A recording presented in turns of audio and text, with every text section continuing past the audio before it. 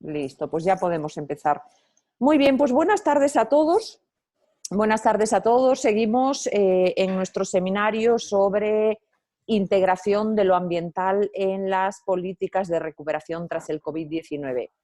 Y contamos hoy con la presencia de la doctora Yamile Mata, quien es doctora en Derecho Público, directora del Centro para la Excelencia Europea Jean Monnet de la Universidad Federal de Minas Gerais, coordinadora de la Cátedra Jean Monnet de Derecho Comunitario y profesora de la Universidad Federal de Minas Gerais. Muchísimas gracias, Yamile, bienvenida. Muchas gracias por aceptar la invitación. Sé que has tenido una época muy movida, que estabas de año sabático en Lisboa, ¿verdad? En la Sí. Facultad de Derecho de Lisboa y ahora ya estás de nuevo Sí. en Brasil para pasar ahí la cuarentena, ¿no? O la contingencia, más bien. La cuarentena, sí, Así la que muchas contingencia. gracias. Muchas gracias por estar con nosotros hoy en la Universidad Veracruzana y cuando quieras, pues adelante. Claro. Muchas gracias, querida amiga profesora Tania, por la invitación. Buenas tardes a todos. Acá en Brasil ya estamos en la noche, entonces, bueno, pero buenas tardes a todos. De antemano les voy a pedir que me perdonen por mi español, porque obviamente no es mi lengua mater, pero voy a intentar hablar de un modo que, bueno, que se pueda comprender. Cuando la profesora Tania me invitó para participar del seminario, yo estaba justo en transición entre Portugal y Brasil, y también en ese momento estaba un poco investigando el tema de la solidaridad en la Unión Europea. Entonces me volqué un poco más en el tema de la solidaridad, pero también hay que hacer hincapié en que la solidaridad, si miramos el concepto de desarrollo sostenible, también se cuaja en el tema de la sostenibilidad del desarrollo sostenible. Aquí no voy a hacer distinción para que nos pongamos a discutir teorías, ¿no?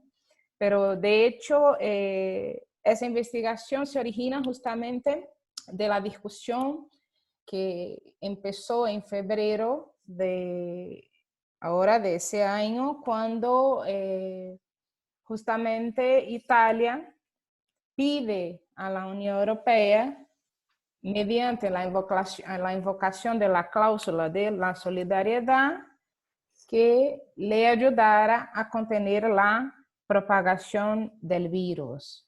Entonces, los puntos de análisis que hemos preparado hoy para la ponencia van a referirse más que nada a la singularidad de la integración europea frente al hito, al desafío de combatir el coronavirus, el COVID-19, la aplicación de la solidaridad según las competencias que la Unión tiene establecidas por el Tratado de Lisboa, también llamado de Tratado de la Unión Europea y Tratado de Funcionamiento de la Unión Europea, y la actuación supranacional de la Unión Europea en el contexto de esa crisis sanitaria de salud durante el periodo del 26 de febrero, y después voy a explicar por qué el 26 de febrero al 6 de abril.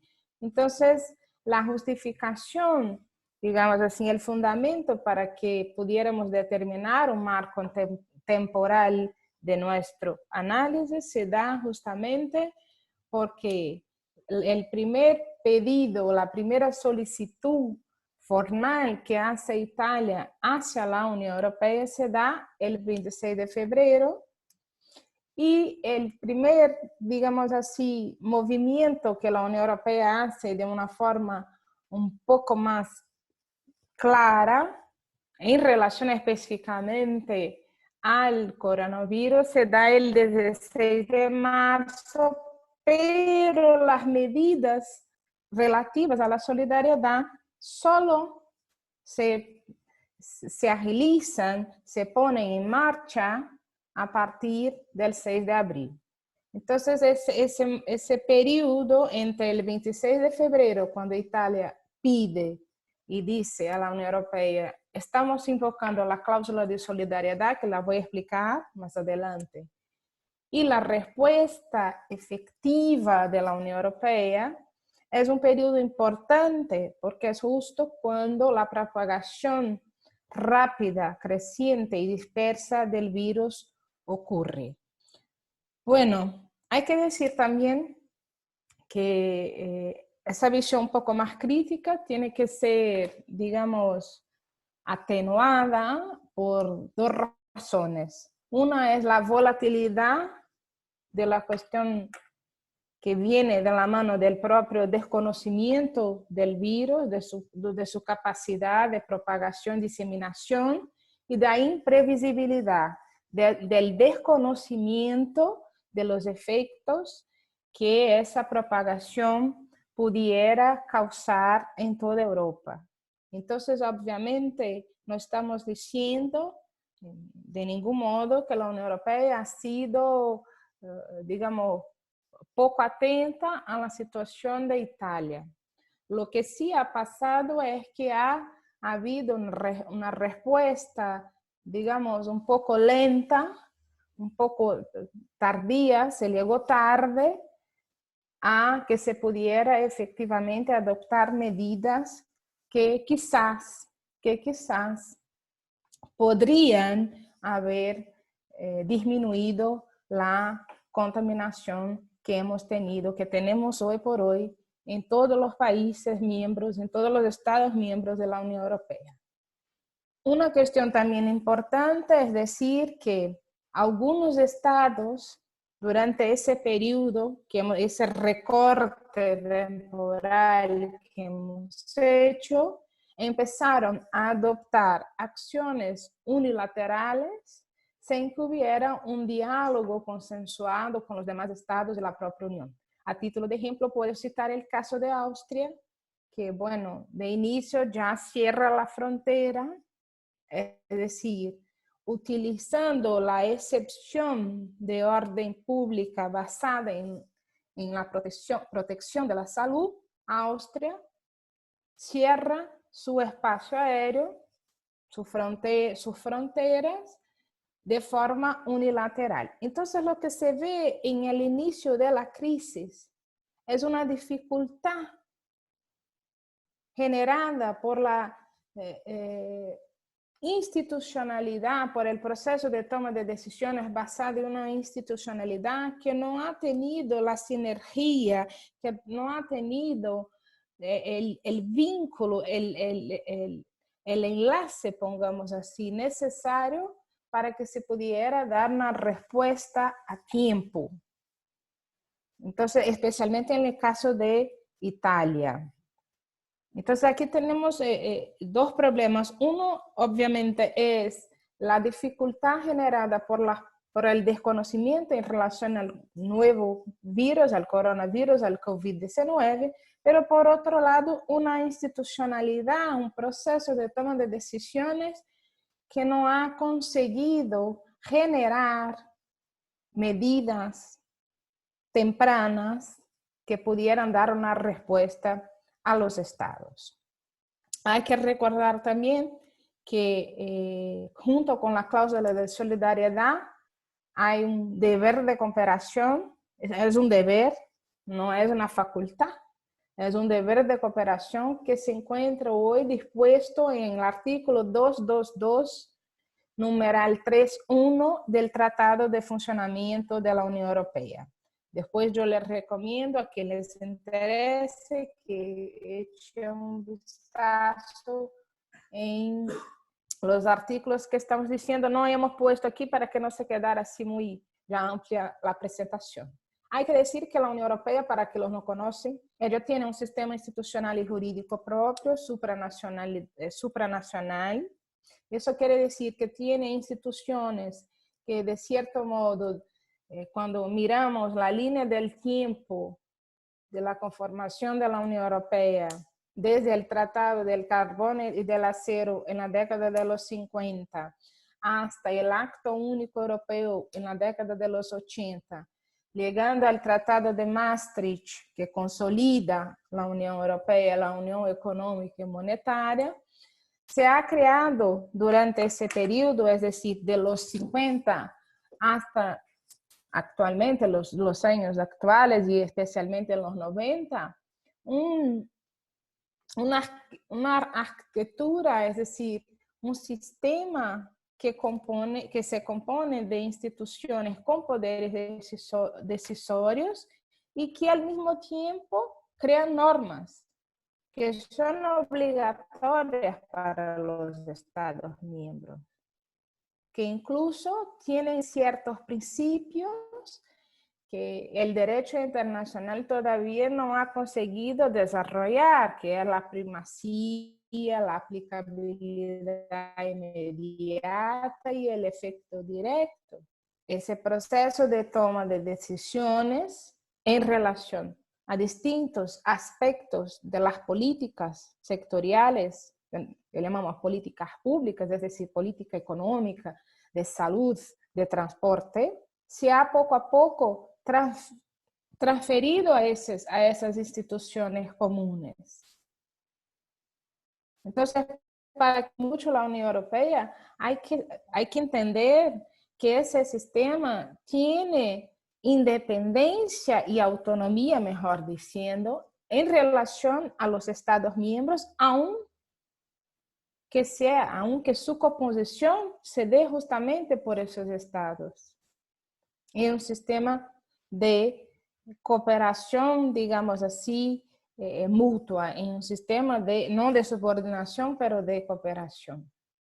Y la capacidad de respuesta y el deber de solidaridad de la Unión Europea, entonces, se vincula a ese sistema institucional y jurídico.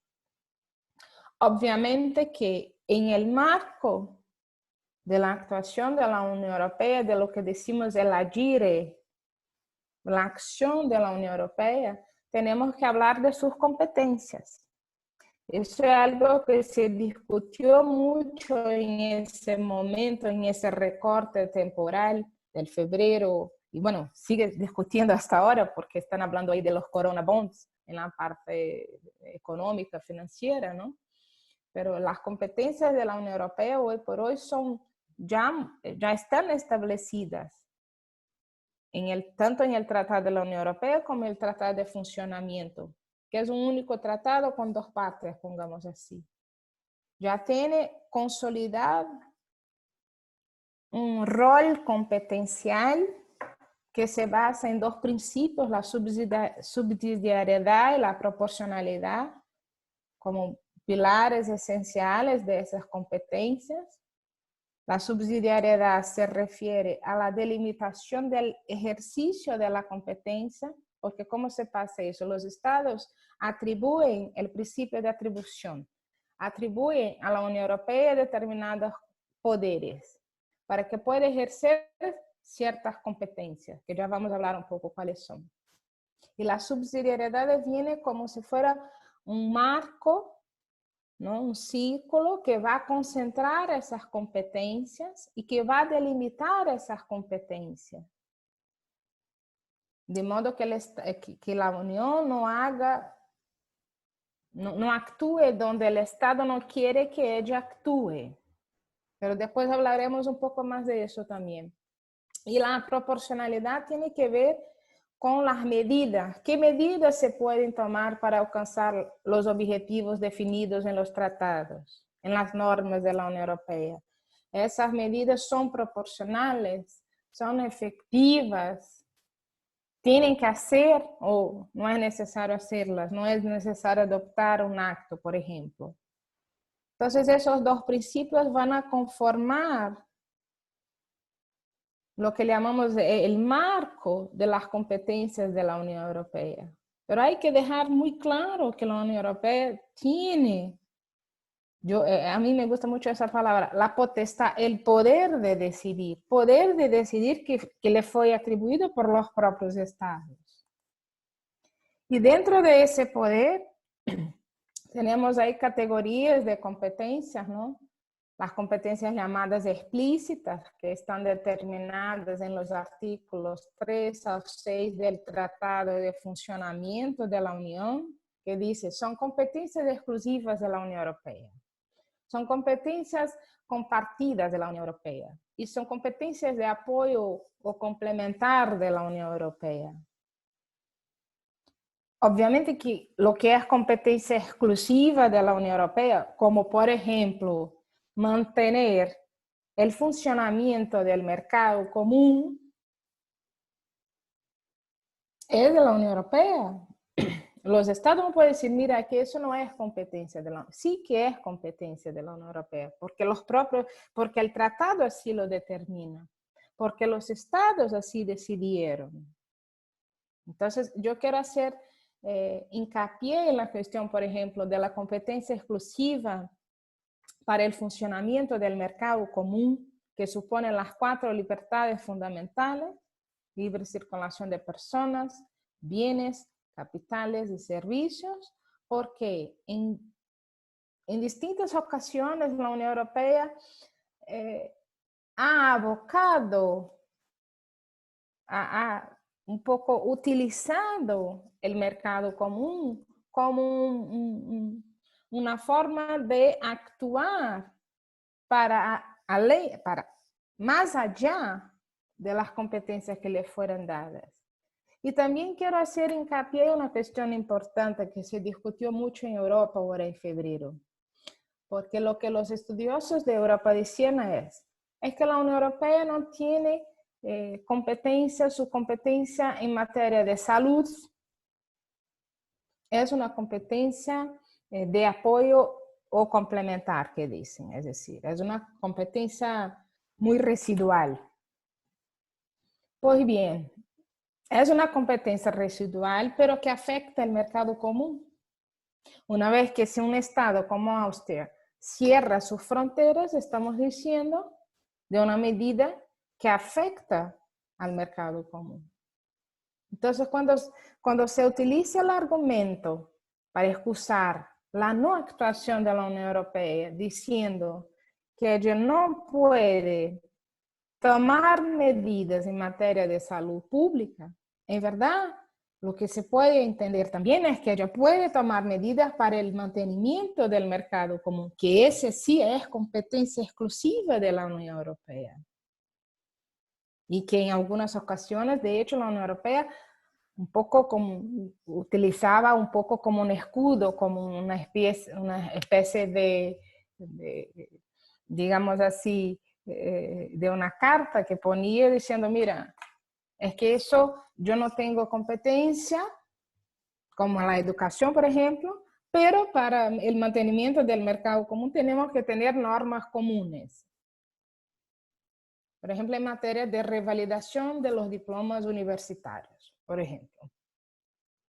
También en el marco del desarrollo de las cuestiones competenciales, se habló mucho y todavía se habla de la competencia implícita, que es lo que la Unión también utilizó en varias ocasiones. Hay varias sentencias en relación a ese tema,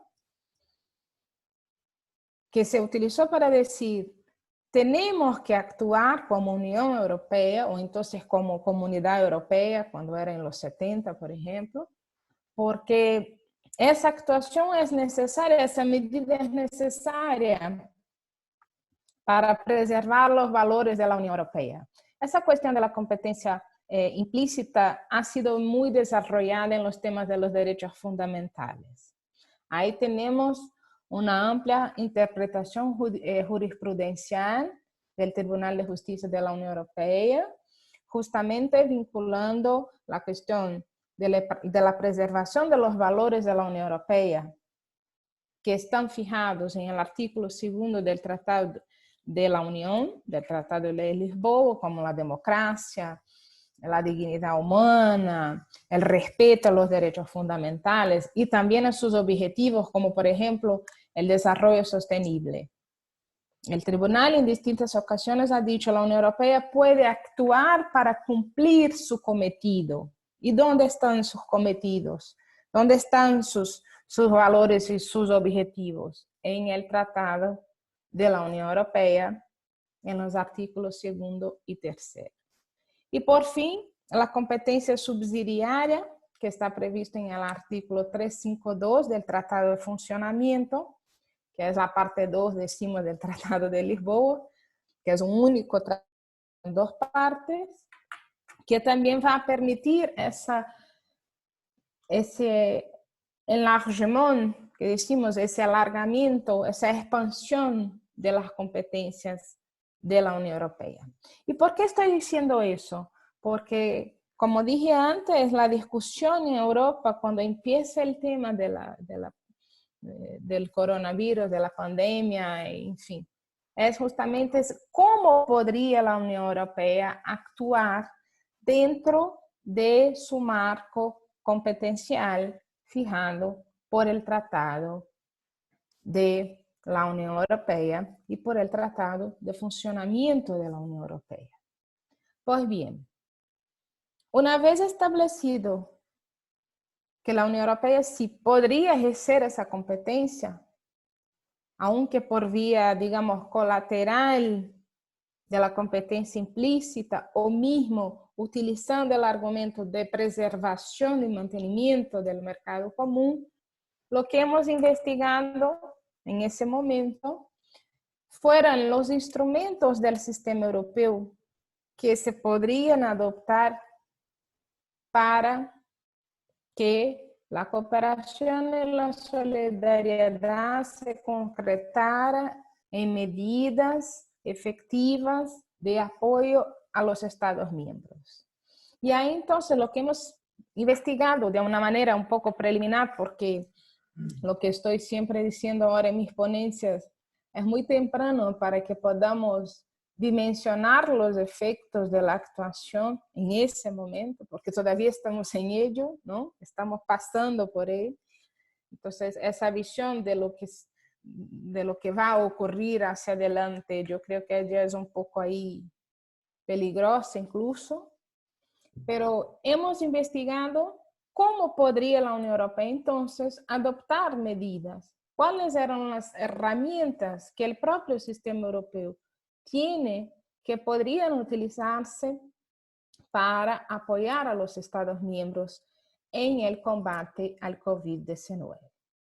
Y ahí entonces el primer mecanismo que nos aparece es el mecanismo de protección civil. Ese mecanismo está previsto en el artículo 196 del Tratado de Funcionamiento y su procedimiento está dispuesto en la decisión 1313-2013 adoptada por el Parlamento y el Consejo. Ese mecanismo va a funcionar como un catalizador de medidas comunes justamente cuando la Unión Europea y sus Estados miembros se deparan con catástrofes y desastres naturales y o humanos. Es decir, actos que no se prevén incluso, por eso se llaman catástrofes, que no estaban previstos, pero que acaban ocurriendo en el espacio de algunos o de todos los Estados miembros de la Unión Europea. Entonces, esa es la base, es el principal instrumento que se podría adoptar, que se adopta para que la Unión Europea pudiera apoyar a los Estados miembros, pero hay que decir que ese mecanismo tiene una perspectiva organizacional y regulatoria muy propia, que va a comprender algunos subórganos, algunos fondos que se pueden utilizar en el caso de catástrofes, como es el caso del COVID-19. Entonces, dentro del marco de la organización del mecanismo, tenemos el Centro Europeo de Coordinación de Respuesta a Emergencias, que va a ser el órgano responsable por compaginar la asistencia inmediata a los estados, grupos o incluso personas afectadas. La capacidad de respuesta y emergencia, que es un fondo común que se creó, en su momento se buscó crear para garantizar una planificación y una respuesta inmediata. Ese fondo sirve para que, por ejemplo, se puedan comprar materiales o se pueda disponer de determinadas infraestructuras.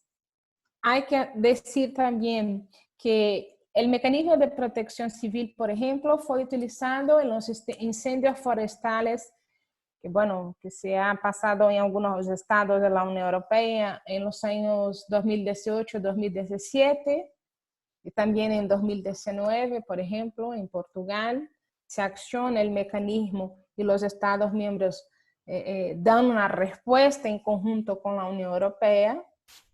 También en el marco del mecanismo de protección civil, hay hoy por hoy, es una agencia europea que es el Centro Europeo para la Prevención y el Control de Enfermedades.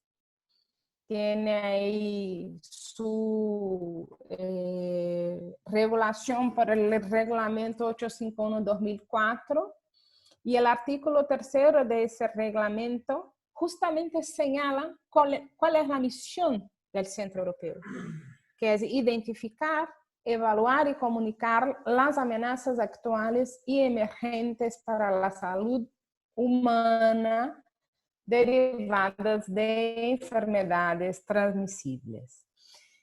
Yo quiero aquí hacer una nota que yo creo que es muy relevante. El centro tiene ahora, en ese mismo momento, él está haciendo un esfuerzo muy grande de coordinación entre todos los estados miembros. Él está tiene informaciones muy precisas, datos muy precisos sobre la propagación del contagio. Ellos todos los días van actualizando la página y van poniendo los datos oficiales, las medidas que se han tomado. Es decir, han actuado con absoluta transparencia y de forma muy coordinada, de modo muy coordinado.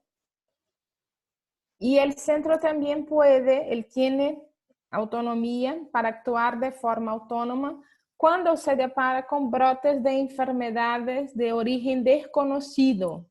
Entonces, fíjense bien que el Centro para la Prevención y Control de Enfermedades es un órgano vital técnico que puede conducir a las decisiones, a las mejores decisiones por parte de la Unión Europea. Después del final de la presentación, en la última diapositiva, yo he puesto ahí la página web del centro, porque de verdad yo recomiendo a quien esté investigando el tema. Es muy interesante porque él pone todos los datos en relación es decir, a todos los estados miembros, a la cantidad de testeos que se ha hecho, a la cantidad de laboratorios que hay, es decir, de una transparencia que en ese momento es muy necesaria para que los responsables, para que la gente, los políticos, en fin, los parlamentarios, la gente que decida pueda tener la mejor visión posible. También dentro del sistema del mecanismo de protección, dentro del mecanismo de protección civil, tenemos el sistema de alerta y respuesta rápida. Fíjense que respuesta rápida requiere obviamente una actuación rápida, ¿no? No puedo decir que yo tengo aquí un sistema que prevé una respuesta rápida cuando en verdad mi respuesta tardó más casi 2 meses. Eso no es la rapidez que se pretende que el mecanismo tenga. Pero también es interesante porque el sistema de alerta vinculado al mecanismo de protección viene justamente para prevenir. Él tiene la función de prevención de las catástrofes.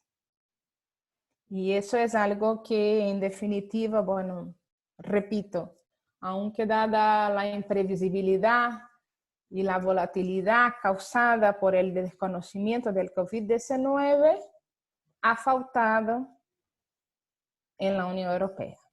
Eso es la verdad. Ahora bien, una vez que hemos hablado de que la Unión Europea tiene competencia, podría ejercer una competencia en relación a las medidas necesarias para la contención del COVID. Una vez que hemos visto que hay un sistema organizacional y regulatorio que permitiría la toma de decisiones y su puesta en marcha, tenemos que hablar también del deber de solidaridad.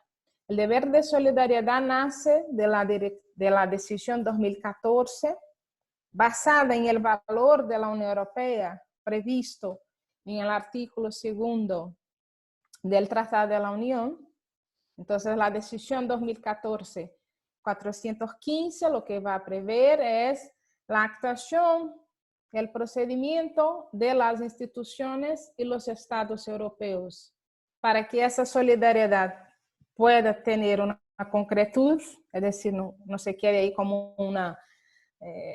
un gentleman principle, un acuerdo de caballeros, y también complementada por la decisión 1082 de 2013, que trata de graves amenazas transfronterizas para la salud, que también va a determinar ese deber de solidaridad.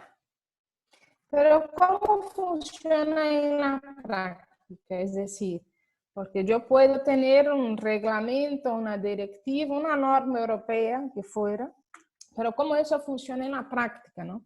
¿Cómo activar el deber de solidaridad y de cooperación? ¿Cómo hacer? ¿Cómo el Estado tiene que hacer? La decisión 2014 va justamente a establecer un procedimiento y va a decir que el Estado miembro afectado, que incluso puede ser el Estado miembro afectado o incluso un tercer Estado que puede pedir ayuda a la Unión Europea, como de hecho ya ha pasado, tenemos casos incluso, que terceros estados que no son miembros de la Unión Europea les piden apoyo, les piden ayuda, les dicen, mira, quiero activar la solidaridad europea. Entonces tenemos dos supuestos. Uno, cuando se relaciona con temas de política exterior y de defensa común, que ahí deberá ser por medio de la Comisión y el alto representante para la política exterior. La Comisión Europea es la institución ejecutiva por excelencia de la Unión Europea, es incluso considerada la institución responsable por salvaguardar el derecho de la Unión Europea. Hoy por hoy tiene el poder de proposición legislativa exclusivo. Ella hace todas las propuestas legislativas que emanan de las demás instituciones. Y en caso de catástrofes de naturaleza, en caso de catástrofes naturales o humanas, deben utilizarse los medios determinados por la Declaración 37 del Tratado de Lisboa, compaginada con el artículo 196, que trata del mecanismo de protección civil dispuesto en el Tratado de Funcionamiento. Una vez que el Estado miembro o un tercer Estado acciona, invoca la cláusula de solidaridad, el Consejo Europeo va, por su vez, poner en marcha lo que se llama el mecanismo integrado de respuesta política para situaciones de crisis, IRPC en su sigla inglés, va a informar a todos los otros Estados miembros. Al mismo tiempo, la Comisión y el alto representante, que está incluso también vinculado al Consejo, deben adoptar algunas medidas previstas en la decisión 2014. Por ejemplo, una de las medidas es identificar los instrumentos de la Unión Europea que puedan contribuir para responder a la invocación. ¿Qué pasa en nuestro caso concreto de Italia? Cuando Italia hace la invocación el 26 de febrero, la invocación de la cláusula de solidaridad de Italia en ese momento era muy, digamos así, restricta. Ella decía, estoy, Italia, necesitando de aparatos hospitalarios, de mascarillas, no sé cómo se llama en México, tapabocas, y de delantales médicos y de equipos de protección para el personal sanitario, que era lo que ella le pedía a la Unión en ese momento. Decía, mira, ahora en ese momento necesito, por favor, que la Unión Europea y los Estados miembros me ayuden con aparatos hospitalares, ¿no? El 26 de febrero hace la invocación Italia. Y la Unión Europea va a tomar las primeras medidas concretas el 16 de marzo, pero no hay información oficial si el 27 o el 28 de febrero se ha respondido a Italia. Lo que hay son notas de prensa diciendo que el comisario europeo para la gestión de la crisis estaba evaluando las posibles medidas, pero en ese momento no hubo una respuesta para decir si tenemos o no tenemos, o vamos a ver cómo podemos hacer. No hubo. Eso que queremos poner de manifiesto. También hay otras medidas que surgen a la raíz de la invocación de la cláusula. Por ejemplo, cuando se trata de ataques terroristas, y por si acaso se invoca la cláusula de solidaridad, lo que tiene que hacer tanto el Consejo con la Comisión y el alto representante es identificar las capacidades militares, es decir, los aparatos militares que pueden contribuir para contener una crisis, por ejemplo, derivada de un ataque terrorista, ¿no? Hay otras medidas. No voy a hablar de todas ellas porque se pueden detectar ahí en la decisión del 2014 que hablamos antes, ¿no? Esta decisión ya establece bien la 415, cuáles son todas esas medidas y procedimientos. Aquí tenemos un infográfico bien interesante que justamente va a sintetizar, no sé si puede ver bien, pero que va a sintetizar cómo se da esa respuesta. Mira, cuando se produce una crisis dentro o fuera de la Unión, el mecanismo del Consejo puede ser activado tanto por la presidencia del Consejo o cuando un Estado miembro activa, como fue el caso de Italia. La presidencia del Consejo va a reunir tanto las instituciones de la Unión Europea como los Estados miembros afectados o no, eso hay que decir todos, otros interesados, si es, por ejemplo, el pedido de ayuda de un Estado que no está en la Unión Europea, como ha pasado, por ejemplo, ya con otros, en otros momentos. Y ante ese escenario, la Unión Europea tiene que ofrecer instrumentos concretos. Y ahí que viene una cuestión interesante, porque tenemos ahí tres posibilidades. A ver, aquí. Tenemos ahí tres posibilidades. Una, que es un primer momento, que es un primer llamado, vamos a decir, una primera actuación ante el llamado, que es la supervisión, que es poner en común informaciones existentes sobre el problema. Entonces, ese sería un modo operativo más, digamos, sencillo. Después hay un segundo momento, que es el intercambio de información. Y ya la plena activación, que es lo que nos interesa, que está aquí en la tercera columna, que es aquí, que es la activación, la plena activación, perdón. La plena activación, justo aquí, la plena activación para responder a la invocación de la solidaridad. Lo que ha pasado en la Unión Europea es que esta respuesta ha sido demasiado lenta. Fíjense que las primeras medidas adoptadas en el 16 de marzo, incluso se da con un discurso muy rápido en Twitter de la presidenta de la Comisión, Ursula von Leyen. Ella dice, vamos a adoptar algunas medidas. Tránsito, vamos a limitar el tránsito de personas, vamos a activar la decisión de 2013 sobre graves amenazas, vamos a hacer líneas rápidas de tránsito de suministros para suministros de aparatos y equipos hospitalares.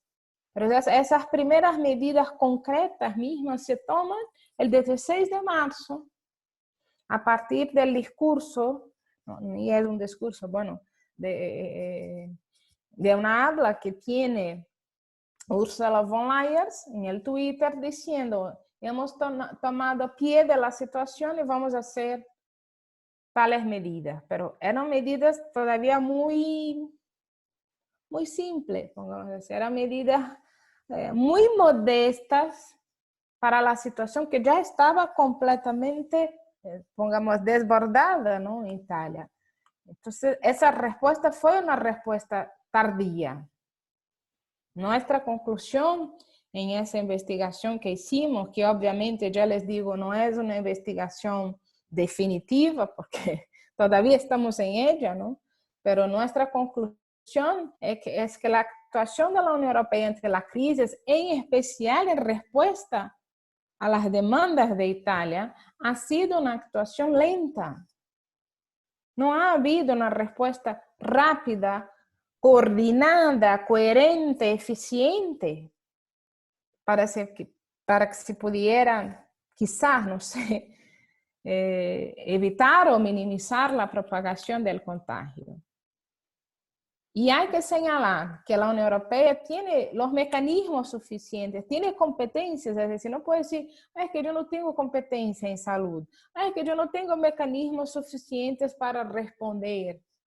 Y fíjense que después yo estoy acompañando día a día, todos los días, las páginas principales de la Unión Europea. Y es muy interesante porque después del 16 de marzo, más o menos entre el 30 de marzo y el 1 de abril, hemos visto digamos, un salto. Hemos visto un salto muy interesante en la actuación de la Unión Europea, incluso en la regulación que se está proponiendo. Ahora, otro día, bueno, quizás sea una mala pasada, como decimos en Brasil, pero hay una pandemia regulatoria en la Unión Europea. Hay tantas propuestas.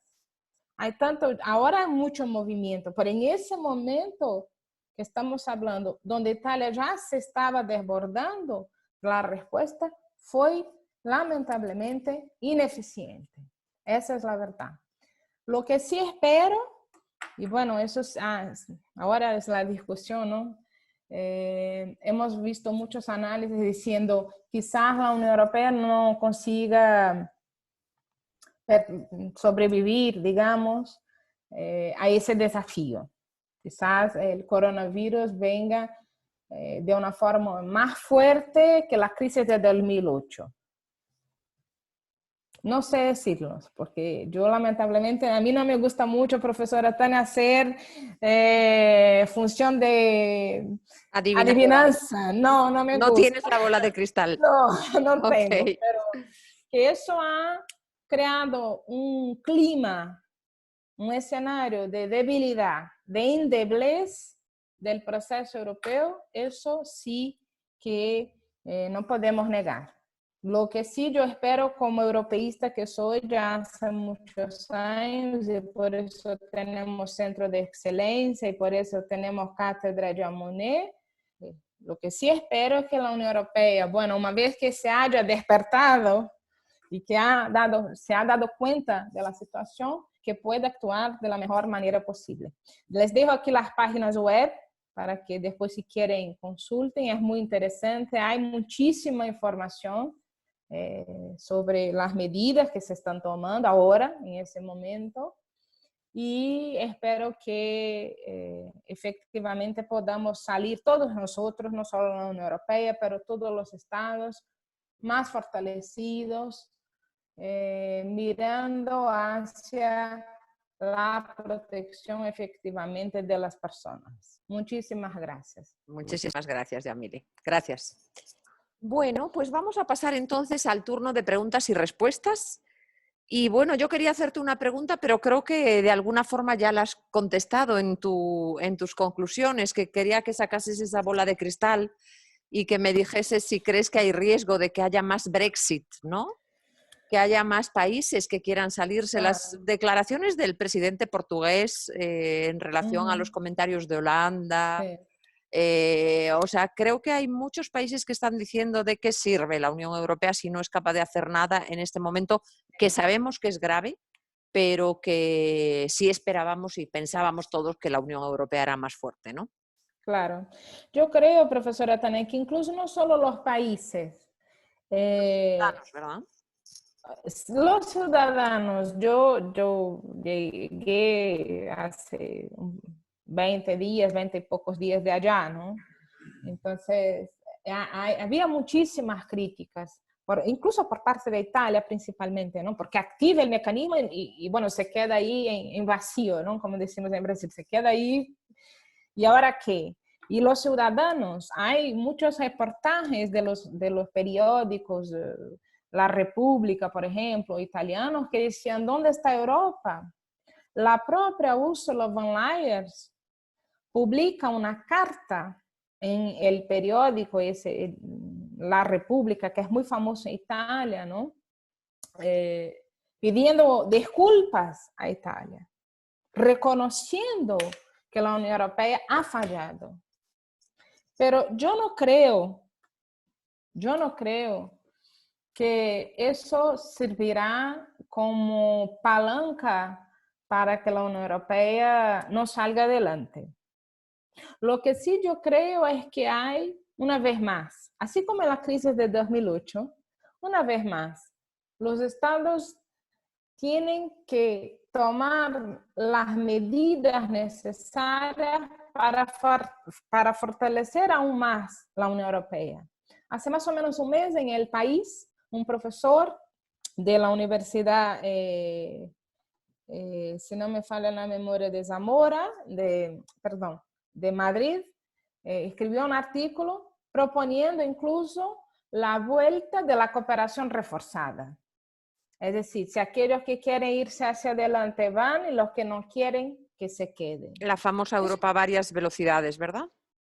Mira que eso que se discutió en 2000, hace 10 años, ahora un poco renace, porque muchos estados creen en la Unión Europea. La Unión Europea ya está tan imbricada, ya está tan colada a los estados que yo creo que, fíjese, la dificultad para hacer el Brexit. Y mira, es solo un paréntesis, que Reino Unido ahora pide ayuda a la Unión Europea. Ya.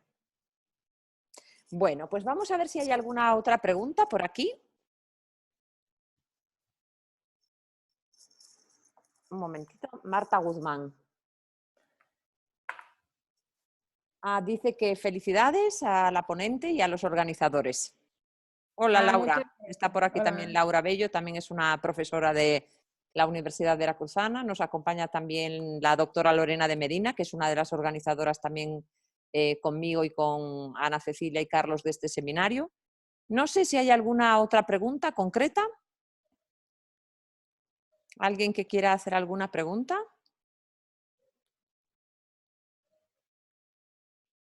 Bueno, Yamile, pues yo creo que... Noé Jiménez tiene... Si la puedes escribir, Noé, porque no puedo abrir el micro por cuestiones de seguridad. Me han pedido en la Universidad Veracruzana que no lo haga, pero si quieres escribir tu pregunta, con mucho gusto se la traslado a la doctora Yamile. Dice, charla sumamente interesante, dice Jacqueline. ¿Cómo ve a México en este sentido? Yo veo a México como veo a Brasil, perdón. Es muy complicado porque lo que he visto en Europa es el siguiente. mientras no haya una conciencia del desconocimiento sobre lo que estamos pasando en ese momento, y eso yo digo conciencia no solo por parte de la gente que toma las decisiones, pero de nosotros mismos, ¿no? Será muy difícil hablar de una, digamos así, posible solución. Yo estoy leyendo muchísimo sobre el tema porque incluso me interesa desde el punto de vista biológico mismo, de la estructura biológica, digamos, de la crisis, porque yo todavía nunca he pasado por eso, es la primera vez, entonces es un interés incluso como estudiosa, ¿no? Y lo que he visto, especialmente en los países de las Américas, Brasil, México, menos Argentina, eso hay que decir, es que no sé si todavía tomamos los cuidados necesarios para que no hayan tantos problemas. Y ahí tenemos también que compaginar con un tema económico que Europa, por ejemplo, ahora no tanto, porque hay la discusión del Corona Bonds, pero mira, están utilizando todos los fondos que tiene la Unión Europea, el Fondo de Cohesión, el Fondo de Desarrollo, el Fondo, es decir, están ahí haciendo, son unos 500.000 millones de euros que nosotros aquí no tenemos. Yo por lo menos digo en Brasil y creo que en México también, porque somos más o menos parecidos en las velocidades económicas, digo, ¿no? Y fiscales. Entonces, yo creo que tenemos que tener un poco más de cuidado cuando vamos a intentar hacer la ecuación salud-economía, porque lamentablemente tenemos el ejemplo de Italia.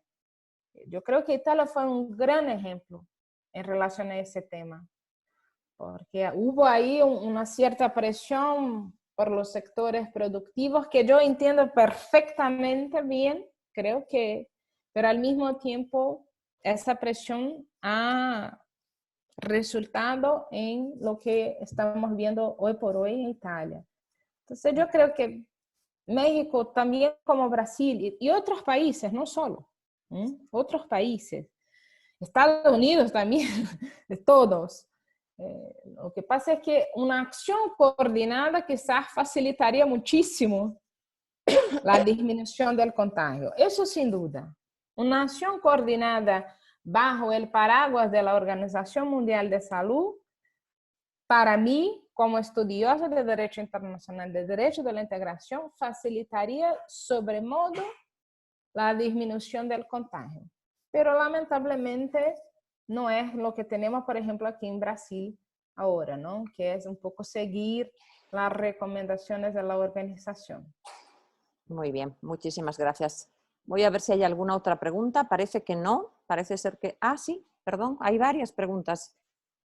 Clorinda dice, el análisis que presenta es muy interesante, ya que nos permite ver otras regiones desde un punto de vista objetivo. Gracias. Y Noé Jiménez dice que mencionaba que al principio de la pandemia la respuesta de la Unión Europea era muy baja. ¿Qué fue lo que detonó que hubiera más participación a partir de marzo, digamos? Esa es una pregunta muy interesante. El punto principal, yo creo, que despertó la atención de la Unión Europea fue cuando España empiezan también los casos de fatalidad, ¿no? de muertes en España, y se incrementa porque la famosa curva que todo el mundo dice ahora, los gráficos que todos ahora tenemos que mirar, ¿no?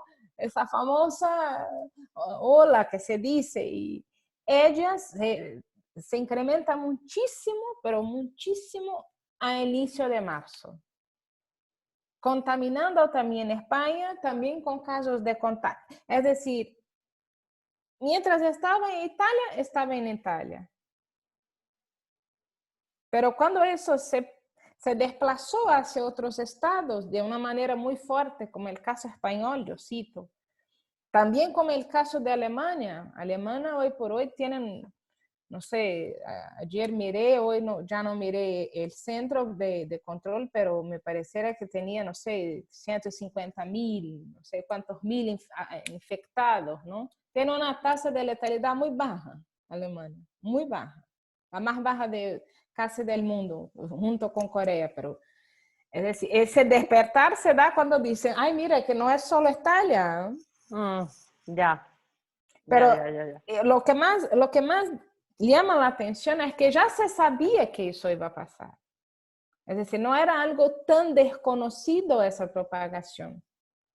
Claro. Era un desconocido que sabía que iba a pasar, no sabía cuándo, pero ya se sabía que en algún momento eso iba a ocurrir. Por eso la respuesta está, si tú sabes que te va a pasar algo, ¿qué haces? Pues toma las precauciones para que no te pase, ¿no? Entonces fue un poco, y yo creo también que esa lentitud, en mi opinión, también se debe al proceso de toma de decisiones, a lo que llamamos la burocratización de la Unión Europea. Eso sin duda. Ya. Muy bien, muchísimas gracias. Voy a ver si hay alguna otra pregunta.